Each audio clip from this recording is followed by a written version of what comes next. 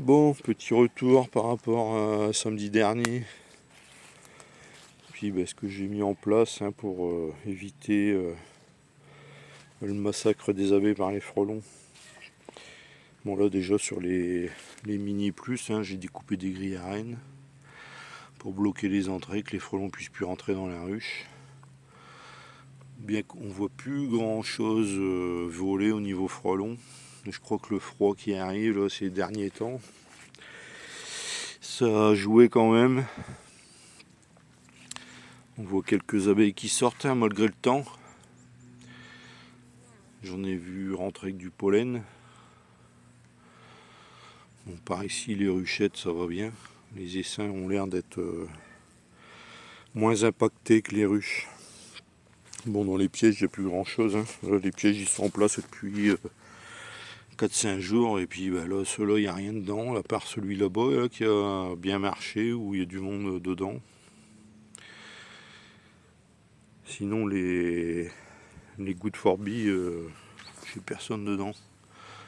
Alors que la semaine dernière, justement, c'était blindé.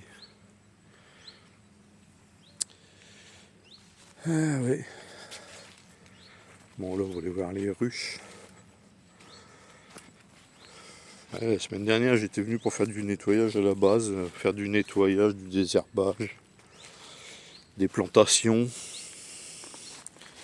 Ça a été un petit peu chamboulé. On va pouvoir faire ça ce week-end, si le temps nous le permet. De toute façon, c'est vrai que j'ai écouté pas mal de conseils. C'est vrai que j'avais acheté des fils à fraises l'année dernière. Et je mettais ça sur mes ruchettes en polystyrène parce qu'il y avait les pivers qui faisaient des trous dans les ruchettes en polystyrène. Du coup, j'ai étendu les filets. C'est vrai que déjà le dimanche, c'était le jour et la nuit par rapport à la veille. Et on voyait quasiment plus de frelons venir. Bon, faut dire aussi qu'avec le chalumeau, j'en ai dégommé pas mal. Mais là, bon, c'est vrai que le temps est vachement brumeux. C'est même du brouillard. On peut le voir là-bas dans le fond. On voit même pas le fond. On voit même pas les arbres qu'il y a tout au fond, ni la route. Mais là, les filets, c'est vrai que ça a vraiment changé les choses. C'est le jour et la nuit. Là, on voit pas de frelons qui volent. Les ruches, les abeilles qui sortent. On peut le voir ici. Il y a quelques abeilles qui sortent. Bon, c'est vrai que les filets, ça les embête un peu. Des fois, on en voit qui sont accrochés, qui sont un peu restés au froid et ça les engourdit de ce temps-là. Mais bon. Là, les pièges, c'est vrai qu'il n'y a quasiment rien dedans. Alors que ceux-là, en général, ils étaient blindés.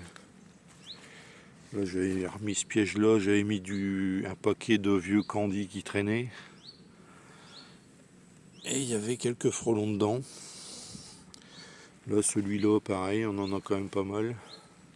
Enfin, pas mal. Non, il n'y a pas grand-chose par rapport à la semaine dernière. Alors, une chose que j'ai remarqué, par contre, c'est qu'il y a beaucoup de frelons, beaucoup de mâles. On les reconnaît à leurs antennes en forme d'arc. Il y a pas mal de mâles. La semaine dernière, le dimanche, quand j'avais vidé les pièges pour remettre du nouveau produit, c'est la chose que j'avais remarqué. Et là, non, c'est pas des mâles. Mais voilà. Puis après, les ruchettes, c'est vrai. Là, il y a une ruche, là, ça fait plaisir, il y a du monde dehors. Là. Il y a du monde dehors. Donc voilà, on essaye de limiter la casse au maximum. La petite ruchette, c'est pareil, j'aurais mis un morceau de grille à rennes pour être sûr que les frelons ils ne puissent plus rentrer dedans. Donc c'est un petit peu plus prometteur pour l'avenir. On va pouvoir s'attaquer maintenant à ce qu'on était venu faire la semaine dernière, nettoyer le rocher. Là, il y avait un piège qu'on avait fait aussi au niveau du GDSA et non, il n'y a personne dedans. Il n'y a personne dedans. Et c'était un modèle qui avait été fait au GDSA. Il nous avait donné les plans. Mais non, il n'y a personne dedans. Là, dans celui-là, dans la coupe en dessous, j'avais mis du sirop de nourrissement pour les abeilles. Parce que justement, ça attirait pas mal les frelons. Mais non, ça les a pas attirés. Là, c'est vrai qu'on voit pas de frelons. J'en ai vu quoi? Depuis ce matin, j'en ai vu 4, 5 qui volaient, c'est tout. Mais je crois que le froid a dû quand même les impacter pas mal cette semaine. Enfin, la semaine qui vient de passer. En espérant qu'on va être enfin tranquille. On va peut-être voir pour faire la plantation des herbes qui me restent. Il me reste un tilleul à planter. Là, j'en ai déjà planté 2. Puis quelques fleurs, des bulbes, des crocus, tout ça. C'est vrai que on essaye de faire le nécessaire pour qu'il y ait un petit peu de fleurs sur le rucher. Mais malheureusement, il n'en faudrait pas que sur le rucher, il en faudrait partout. C'est vrai qu'au niveau floraison, à part ce qui fleurit au printemps, le colza, après les tilleuls, il n'y a plus grand chose, mis à part ce que les particuliers vont mettre dans leur cour ou dans leur jardin. Donc on essaye de pallier. Là j'ai planté ici, là c'est un tilleul de Henri. Et ça c'est vrai que ça fleurit plus tard que le tilleul commun en fait. Celui-là il a fleuri, et pourtant je l'ai planté en fin d'année dernière ou début de cette année. Et c'est vrai qu'il fleurit fin juillet, début août. Ouais. Donc c'est un peu mieux parce que le tilleul en général on l'a plutôt vers mi-juin. Donc je vais peut-être voir pour mettre plusieurs justement de ces tilleuls là. Donc on va voir. Bon, donc voilà une nouvelle quoi. Ça s'annonce meilleur. Bon allez, je vais pas vous embêter plus longtemps que ça. Je vais continuer dans le nettoyage et puis dans les plantations. Et merci en tout cas pour tous les messages sur l'autre vidéo. Les messages et les conseils. J'ai essayé d'appliquer au plus possible justement ce que vous aviez conseillé, comme mettre le filet. C'est vrai que je l'avais en plus. Mais je ne m'attendais pas du tout à avoir des attaques comme ça de frelons parce que j'en voyais pas de frelons quasiment. Alors est-ce qu'ils sentaient qu'ils étaient sur la faim et qu'ils se sont rués sur les ruches en ne trouvant pas d'autres choses à manger?